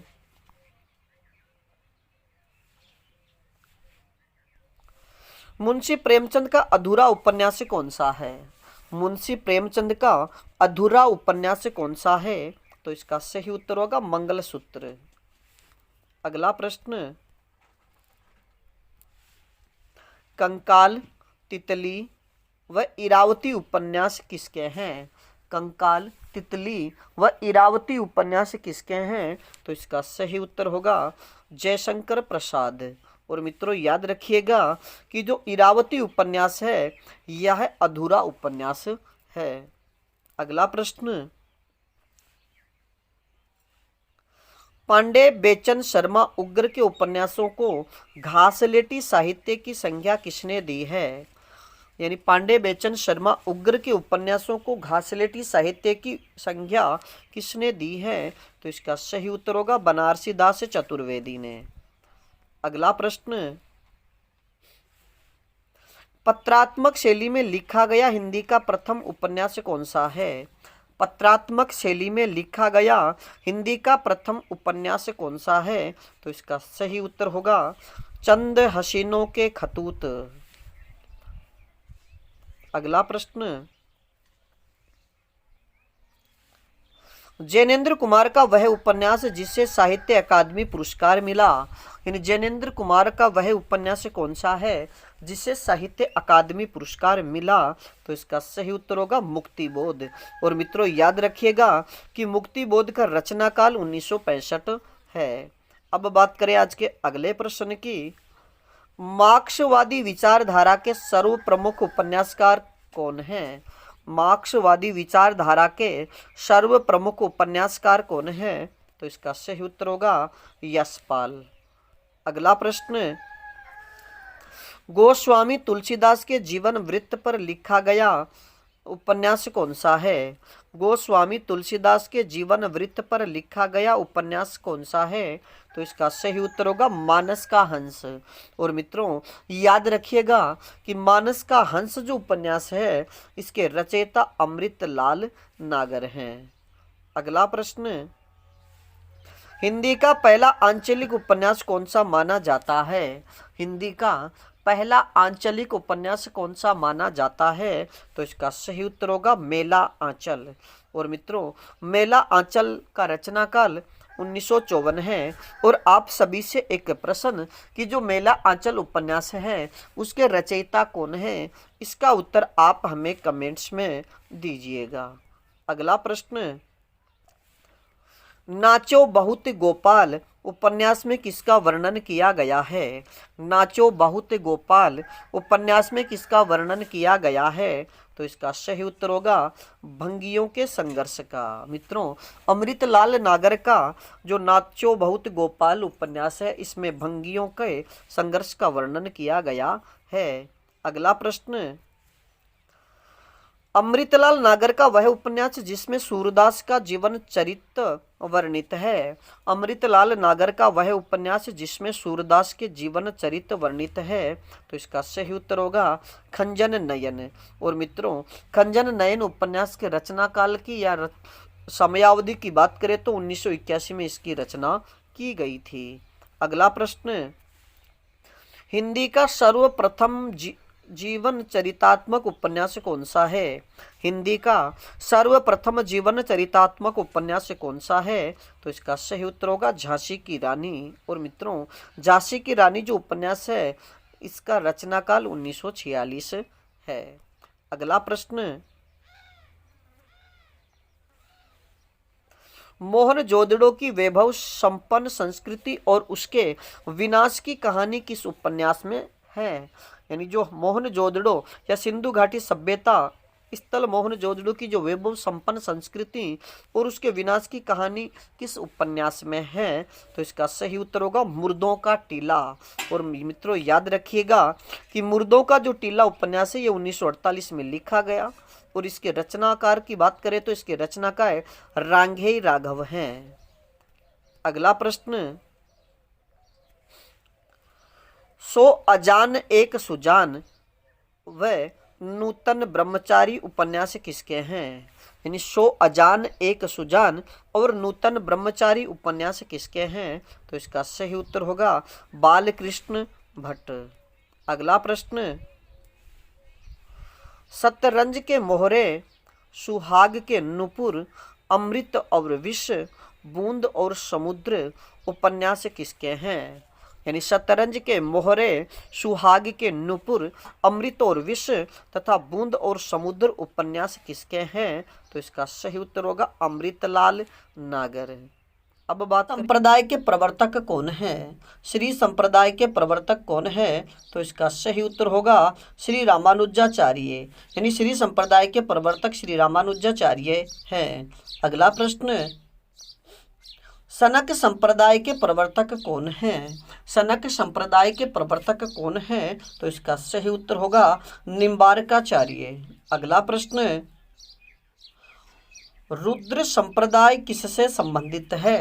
यानी रुद्र संप्रदाय किससे संबंधित है या फिर रुद्र संप्रदाय के प्रवर्तक कौन हैं? तो इसका सही उत्तर होगा स्वामी विष्णु स्वामी। अब बात करें आज के अगले प्रश्न की, मध्वाचार्य ने कौन सा संप्रदाय चलाया था?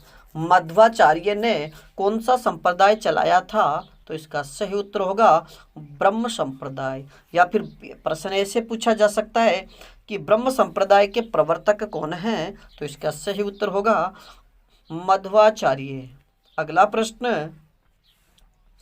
रामावत संप्रदाय के प्रवर्तक कौन माने जाते हैं? रामावत संप्रदाय के प्रवर्तक कौन माने जाते हैं? तो इसका सही उत्तर होगा गुरु रामानंद। और मित्रों, आप सभी से एक प्रश्न कि उत्तर भारत में राम भक्ति को प्रचार प्रसार करने वाले कौन थे? यानी इस प्रश्न का उत्तर आप हमें कमेंट्स में दीजिएगा कि उत्तर भारत में राम भक्ति का प्रचार प्रसार करने वाले कौन थे। अगला प्रश्न, पुष्टि मार्ग का संबंध किस आचार्य से है? पुष्टि मार्ग का संबंध किस आचार्य से है? तो इसका सही उत्तर होगा वल्लभाचार्य से। और मित्रों, आप सभी से फिर से एक प्रश्न कि वल्लभाचार्य ने के द्वारा संपादित जो पुष्टि मार्ग है, इसमें पुष्टि शब्द का अर्थ क्या है? और दूसरा प्रश्न आपसे कि अष्टछाप की स्थापना किसने व कब की थी? यानी अष्टछाप की स्थापना किसने व कब की थी? इस प्रश्न का उत्तर आप हमें कमेंट्स में दीजिएगा। अगला प्रश्न, जाम्बोजी या जंबनाथ जी ने कौन सा संप्रदाय चलाया था? जाम्बोजी या जंबनाथ जी ने कौन सा संप्रदाय चलाया था? तो इसका सही उत्तर होगा विष्णोई संप्रदाय। मित्रों, याद रखिएगा कि विष्णोई संप्रदाय के 29 नियम थे, 20 धन 9। तो इस प्रकार ये शब्द बना बिश्नोई। यानी बिश्नोई संप्रदाय के प्रवर्तक जाम्बोजी थे। अगला प्रश्न, राधा वल्लभ संप्रदाय के प्रवर्तक कौन हैं? राधा वल्लभ संप्रदाय के प्रवर्तक कौन हैं? तो इसका सही उत्तर होगा हित हरिवंश। यानी हित हरिवंश ने राधा वल्लभ संप्रदाय चलाया था। अगला प्रश्न, सखी या हरिदासी संप्रदाय का संबंध किससे है? यानी सखी या हरिदासी संप्रदाय किसने चलाया था? तो इसका सही उत्तर होगा स्वामी हरिदास ने। अगला प्रश्न, संत जगजीवन दास ने कौन सा संप्रदाय चलाया था? संत जगजीवन दास ने कौन सा संप्रदाय चलाया था? तो इसका सही उत्तर होगा सतनामी संप्रदाय। मित्रों, याद रखिएगा कि हमारे द्वारा जो आज की क्लास में ये जितने भी संप्रदाय और उनके जो प्रवर्तक हैं उनको आप अच्छे से याद रखिएगा, क्योंकि इनसे संबंधित जो प्रश्न पूछा जाएगा वह या तो कूट भाषा का प्रश्न होगा कि निम्न में से कौन सा असुमेलित है या निम्न में से कौन सा सुमेलित नहीं है, या फिर सुमेलित कीजिए। इस प्रकार का प्रश्न आपसे पूछा जा सकता है। तो आप प्रमुख संप्रदाय और उनके जो प्रवर्तक हैं उनको अच्छे से याद रखिएगा। तो संत जगजीवन दास ने सतनामी संप्रदाय चलाया था। अब बात करें आज के अगले प्रश्न की, पर ब्रह्म संप्रदाय का संबंध किससे है? पर ब्रह्म संप्रदाय का संबंध किससे है? तो इसका सही उत्तर होगा संत दादू दयाल से। और मित्रों, याद रखिएगा कि दादू दयाल को राजस्थान का कबीर कहा जाता है। अगला प्रश्न, द्वैतवाद या दर्शन यानी द्वैतवाद दर्शन का संबंध किससे है? द्वैतवाद दर्शन का संबंध किससे है? तो इसका सही उत्तर होगा मध्वाचार्य से। अगला प्रश्न, चैतन्य महाप्रभु ने कौन सा संप्रदाय चलाया था? चैतन्य महाप्रभु ने कौन सा संप्रदाय चलाया था? तो इसका सही उत्तर होगा गौड़ीय संप्रदाय। अब बात करें आज के अगले प्रश्न की, तत्सुखी संप्रदाय के प्रवर्तक कौन हैं? तत्सुखी संप्रदाय के प्रवर्तक कौन हैं? तो इसका सही उत्तर होगा संत जीवाराम। अब बात करें आज के अगले प्रश्न की,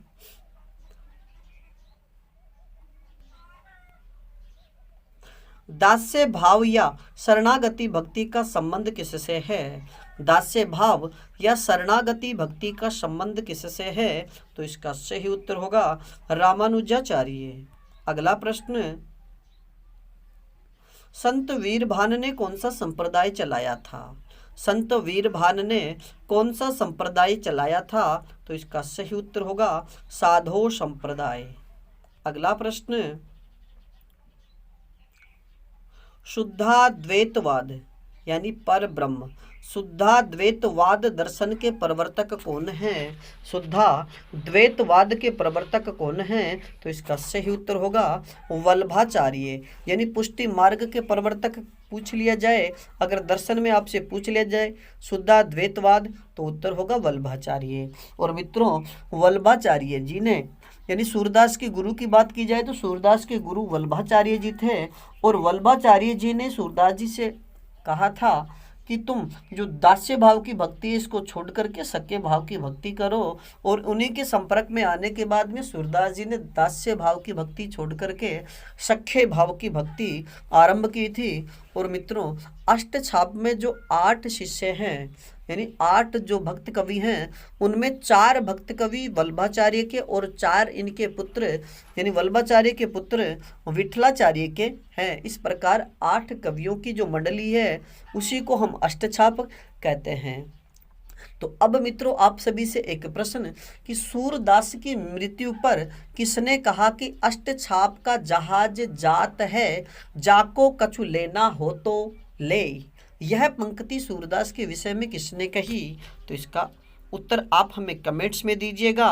अब बात करें आज के अगले प्रश्न की, मीमांसा दर्शन से संबंधित है यानी मीमांसा दर्शन से कौन संबंधित है? तो इसका सही उत्तर होगा जैमिनी। यानी जैमिनी का संबंध मीमांसा दर्शन से है। अगला प्रश्न, द्वैतवाद से किसका संबंध है? द्वैतवाद से किसका संबंध है? तो इसका सही उत्तर होगा निम्बार्काचार्य से। यानी द्वैतवाद का संबंध निम्बार्काचार्य से है। और मित्रों, निम्बार्काचार्य जी द्वारा जिस ग्रंथ की रचना की गई उसका नाम है वेदांत परिजात भाष्य। अगला प्रश्न, विशिष्टाद्वैतवाद का संबंध किससे है?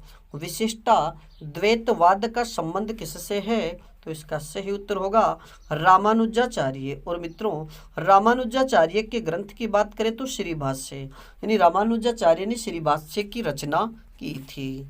अगला प्रश्न, शंकराचार्य का संबंध किस दर्शन से है? शंकराचार्य का संबंध किस दर्शन से है? तो इसका सही उत्तर होगा अद्वैतवाद से।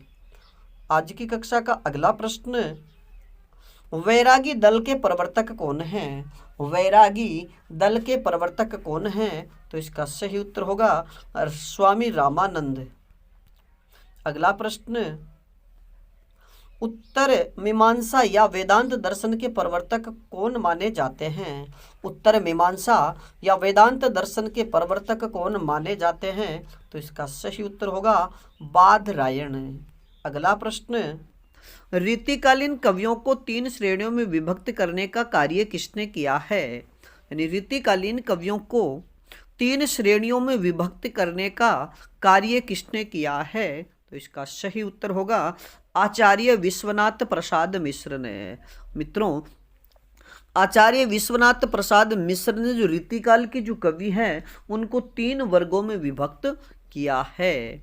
अब बात करें आज के अगले प्रश्न की, आचार्य विश्वनाथ प्रसाद द्वारा रीतिकालीन कवियों की 3 श्रेणियां कौन सी है? यानी आचार्य विश्वनाथ प्रसाद मिश्र द्वारा रीतिकालीन कवियों की जो 3 श्रेणियां बनाई गई, तो वो 3 श्रेणियां कौन सी है? तो मित्रों, इस प्रश्न का सही उत्तर होगा रीतिबद्ध कवि, रीति सिद्ध कवि और रीति मुक्त कवि।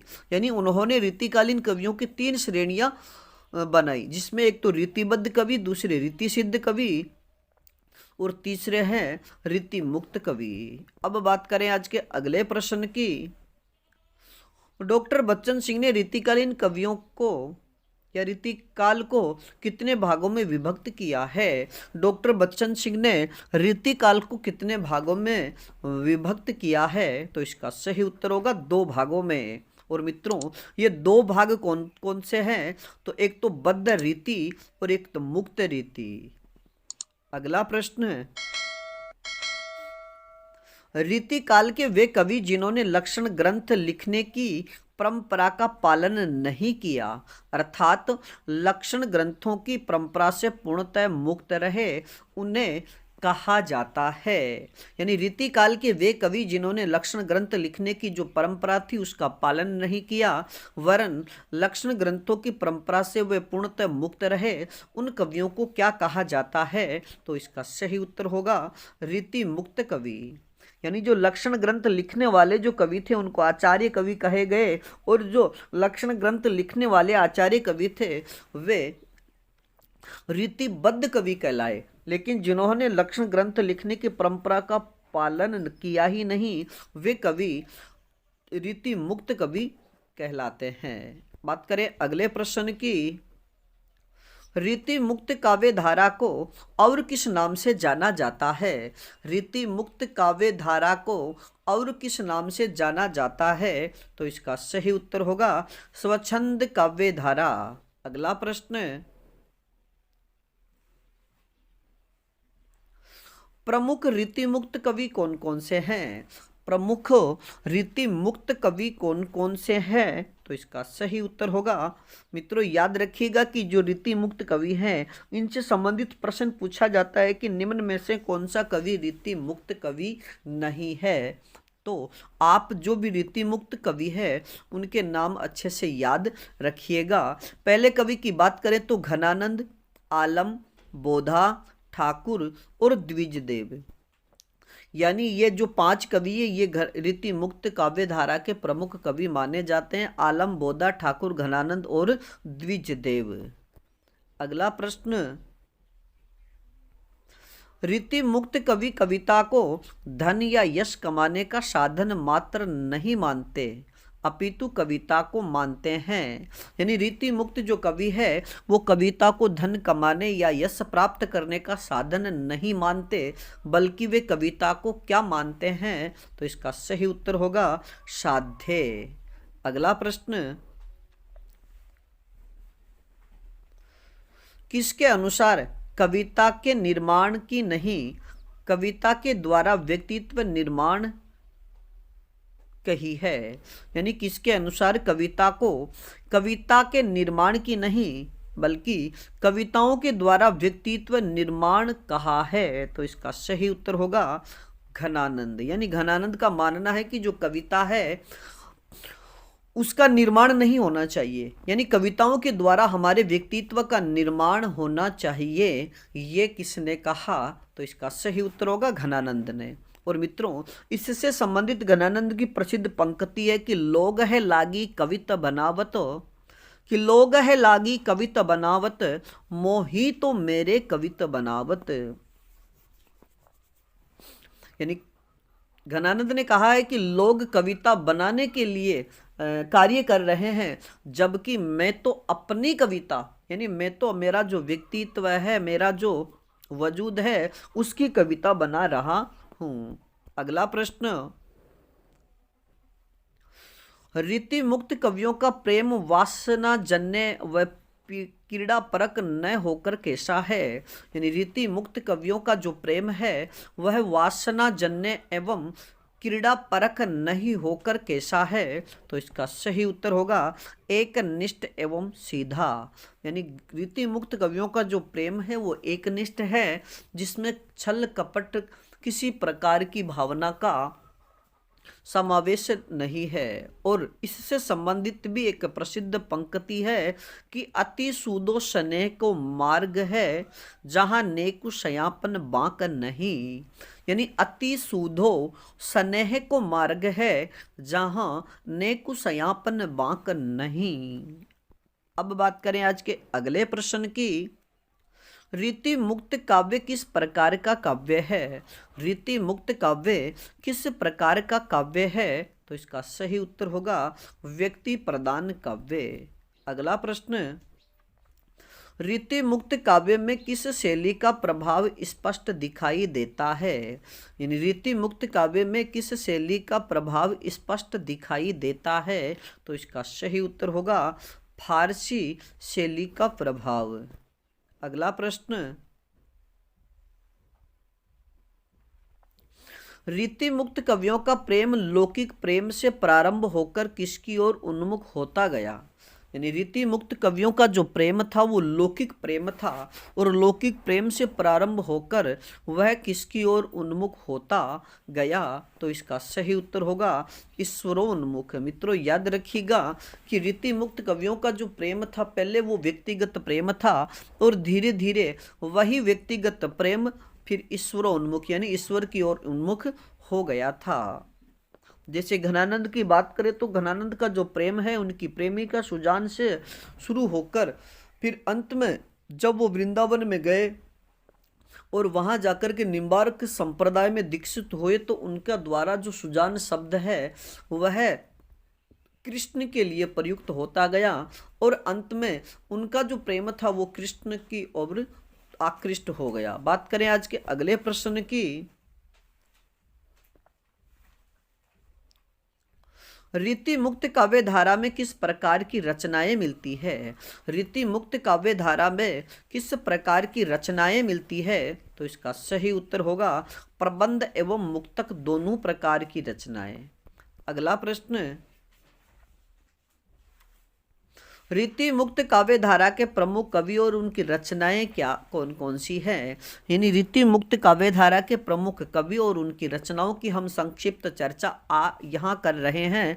और मित्रों, जो रीति मुक्त काव्य धारा के जो भी कवि हैं उनका संपूर्ण विवरण और उनका पूरा परिचय तथा इनकी रचनाओं से संबंधित महत्वपूर्ण तथ्यों को लेकर के फिर से अलग अलग कवि का अलग अलग वीडियो बना देंगे, लेकिन यहाँ हम एक संक्षिप्त परिचय प्राप्त करेंगे। सबसे पहले बात करें तो आलम, यानी जो रीति मुक्त कवि है आलम। मित्रों याद रखिएगा कि विक्रम संवत 1740 से 1760 तक इनका कविता काल माना जाता है। इनके जन्म से संबंधित किसी प्रकार की तिथि प्राप्त नहीं होती। और मित्रों याद रखिएगा कि जो 1740 से 1760 ये विक्रम संवत है, ये इनका कविता काल रहा। और आलम इस धारा के प्रमुख कवि हैं। इनकी रचना, इनकी एकमात्र रचना प्राप्त होती है जिसका नाम है आलम केली। बात करें आज के अगले प्रश्न की। घनानंद यानी रीति मुक्त काव्य धारा के दूसरे कवि है घनानंद, जिनका जन्म 1689 ईस्वी को हुआ तथा मृत्यु 1739 ईस्वी में हुई। और मित्रों रीति मुक्त कवियों में सबसे अधिक प्रसिद्ध कवि हैं, यानी रीति मुक्त कवियों में सबसे प्रसिद्ध कवि की बात की जाए तो घनानंद।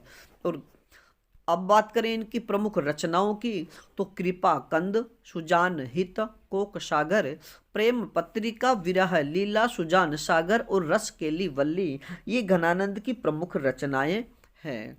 अब बात करें रीति मुक्त काव्य धारा के तीसरे कवि की तो तीसरे कवि का नाम है बोधा। और मित्रों इनका जन्म 1747 ईस्वी को हुआ था। मृत्यु के संबंध में इनकी किसी प्रकार की कोई तिथि प्राप्त नहीं होती।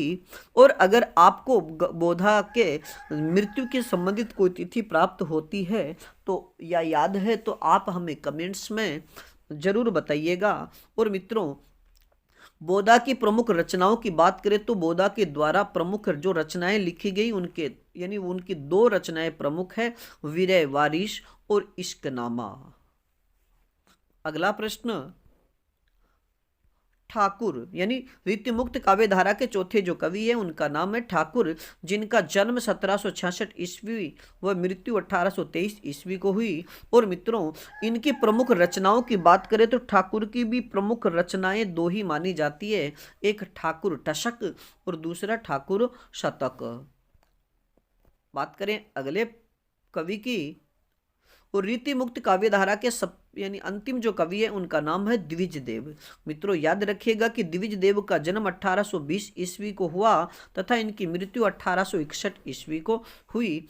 और द्विज देव रीति मुक्त काव्य धारा के अंतिम कवि माने जाते हैं। तो इनकी प्रमुख रचनाओं की बात करें तो श्रृंगार बत्तीसी, श्रृंगार लतिका, सौरभ और श्रृंगार चालीसा, यानी द्विज देव की जो भी रचनाएं हो सारी की सारी श्रृंगार बत्तिका, श्रृंगार लतिका, सौरभ और श्रृंगार चालीसा।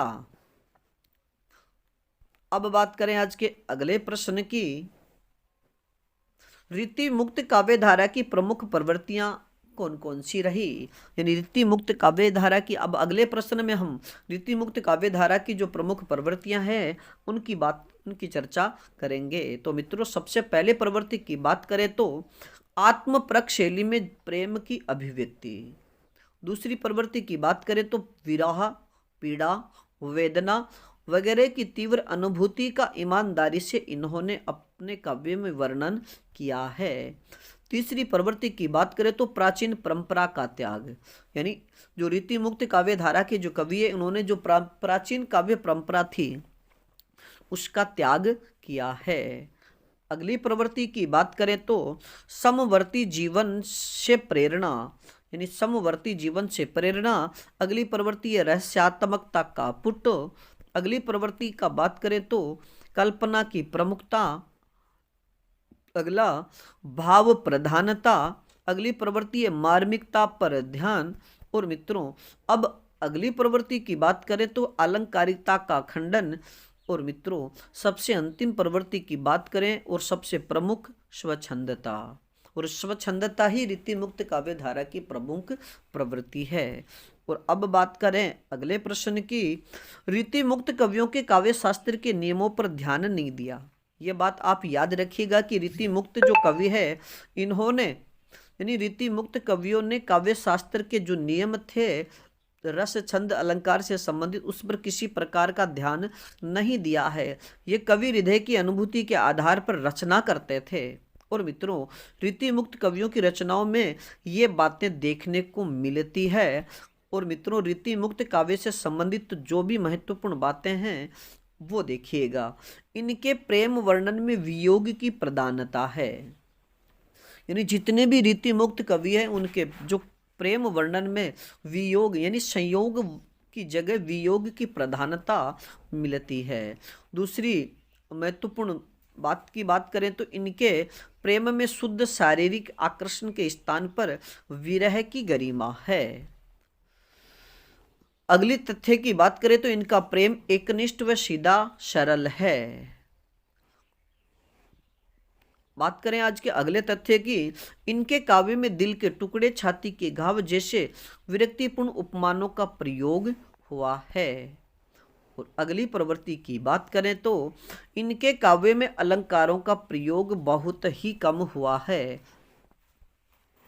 और मित्रों, अगली विशेषता की बात करें तो इनके काव्य में मार्मिकता पर ध्यान दिया गया है। और अगली जो विशेषता है रीति मुक्त काव्य धारा की, इनके काव्य में कल्पना की प्रमुखता है। और मित्रों, अब रीति मुक्त काव्य धारा से संबंधित जो अंतिम विशेषता है वह है इनके काव्य में रहस्यात्मकता का पुट है। तो मित्रों, आज के लिए इतना ही, बाकी फिर मिलेंगे एक नए टॉपिक के साथ में। तब तक आप अपने अध्ययन में जुटे रहिएगा। और अगली हमारी जो क्लास होने वाली है वह है रीति मुक्त काव्य धारा के सबसे प्रमुख कवि घनानंद का जीवन परिचय और उनकी रचनाओं को लेकर के, यानी अगली कक्षा में हम रीति मुक्त से संबंधित प्रमुख संप्रदाय एवं उनके प्रवर्तक। तो श्री संप्रदाय के प्रवर्तक कौन थे, कि श्री संप्रदाय के प्रवर्तक कौन थे, तो इसका सही उत्तर होगा रामानुजाचार्य। अगला संप्रदाय सनक संप्रदाय। और सनक संप्रदाय के ये प्रवर्तक कौन थे? तो इसका सही उत्तर होगा निम्बार्काचार्य।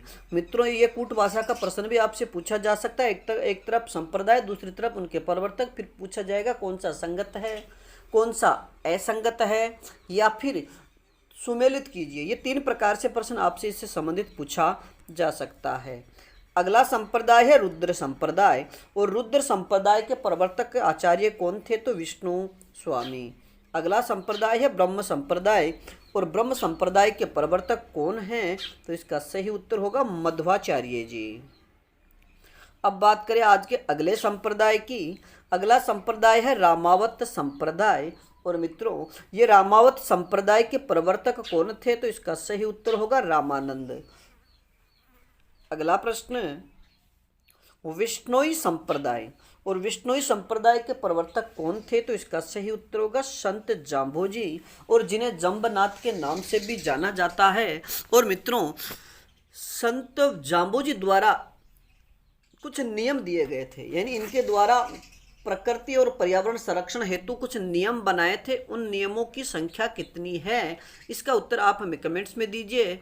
अगला संप्रदाय है उदासी संप्रदाय, और उदासी संप्रदाय के प्रवर्तक कौन थे? तो इसका सही उत्तर होगा श्रीचंद। और मित्रों श्रीचंद ये गुरु नानक के पुत्र थे, जिन्होंने उदासी संप्रदाय चलाया था।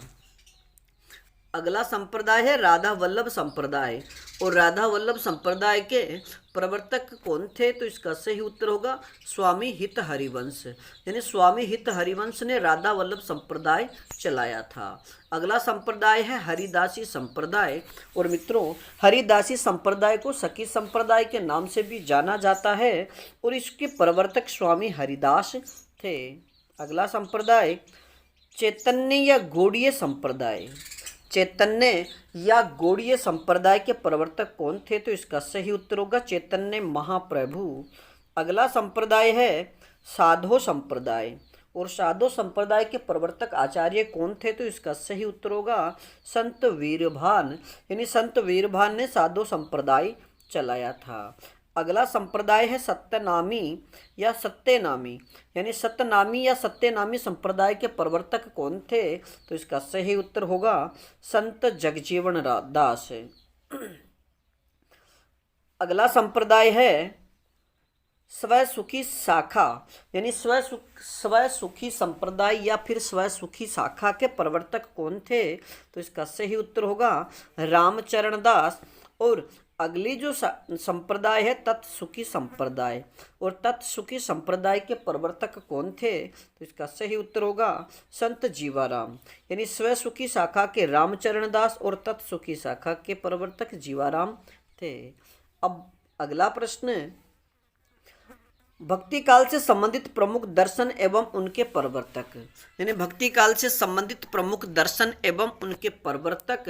तो सबसे पहले हम बात करें अद्वैतवाद जो दर्शन है, इसके प्रवर्तक कौन थे? यानी अद्वैतवाद के प्रवर्तक कौन थे? तो इसका सही उत्तर होगा शंकराचार्य, और शंकराचार्य ने स्मार्त संप्रदाय भी चलाया था। अब बात करें विशिष्टाद्वैतवाद दर्शन के प्रवर्तक कौन हैं? विशिष्टाद्वैतवाद दर्शन के प्रवर्तक कौन है? तो इसका सही उत्तर होगा रामानुजाचार्य। अब बात करें आज के अगले दर्शन की, द्वैतवाद, और द्वैतवाद के प्रवर्तक कौन थे? या फिर प्रश्न ऐसे पूछ लिया जाए कि द्वैतवाद का संबंध किस संप्रदाय से है, तो संप्रदाय आ जाएगा ब्रह्म संप्रदाय। लेकिन प्रश्न बन रहा है यहाँ पर द्वैतवाद के प्रवर्तक, यानी द्वैतवाद जो दर्शन है इसके प्रवर्तक कौन है? तो मध्वाचार्य। अगला बनेगा प्रश्न अपना कि द्वैतवाद दर्शन के प्रवर्तक कौन हैं? कि द्वैतवाद दर्शन के प्रवर्तक कौन हैं? तो इसका सही उत्तर होगा निम्बार्काचार्य। अगला संप्रदाय शुद्धाद्वैतवाद दर्शन के प्रवर्तक कौन हैं? शुद्धाद्वैतवाद दर्शन के प्रवर्तक कौन हैं? तो इसका सही उत्तर होगा वल्लभाचार्य। और मित्रों वल्लभाचार्य ने पुष्टि संप्रदाय चलाया था, और पुष्टि संप्रदाय ये वल्लभाचार्य जी से संबंधित है, तो शुद्धाद्वैतवाद भी वल्लभाचार्य जी से संबंधित है। अगला संप्रदाय है अपना योग दर्शन, और योग दर्शन के जो प्रवर्तक हैं वो है पतंजलि। और अब आप सभी से एक प्रश्न कि शाक्य दर्शन के प्रवर्तक या शाक्य दर्शन के प्रणेता कौन थे?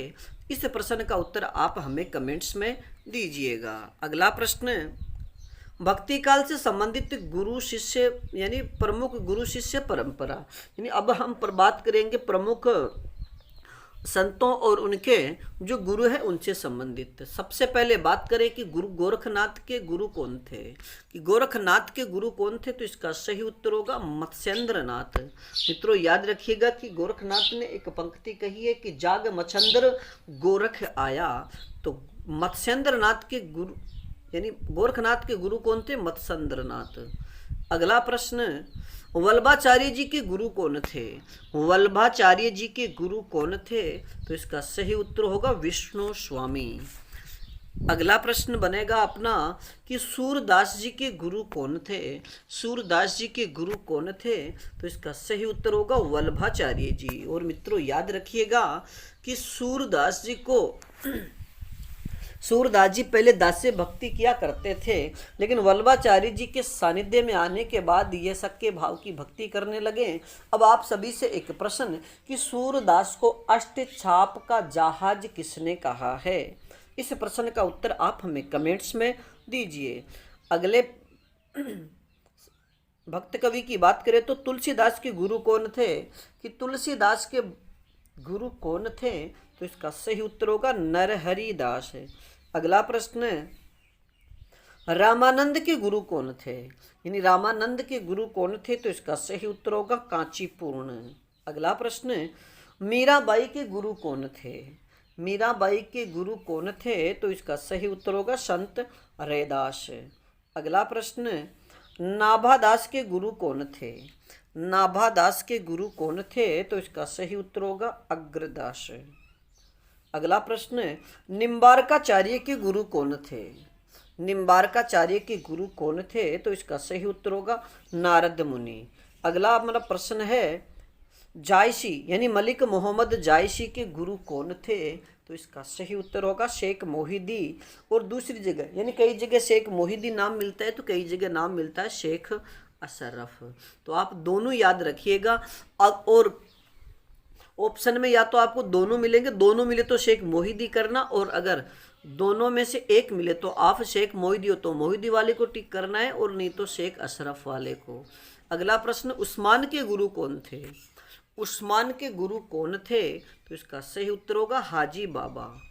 अब बात करें आज के अगले प्रश्न की, बिहारी के गुरु कौन थे? बिहारी के गुरु कौन थे? तो इसका सही उत्तर होगा नरहरि दास। तो मित्रों आज के लिए इतना ही, बाकी फिर मिलेंगे एक नए टॉपिक के साथ। तब तक आप अपने अध्ययन में जुटे रहिएगा। और इस श्रृंखला में किसी प्रकार की त्रुटि हो तो आप हमें कमेंट्स में बताइएगा। और अपनी पाठशाला बाय बीएन सर चैनल पर नए हो तो हमारे चैनल को लाइक, सब्सक्राइब और अपने मित्रों तक शेयर जरूर कीजिएगा। धन्यवाद।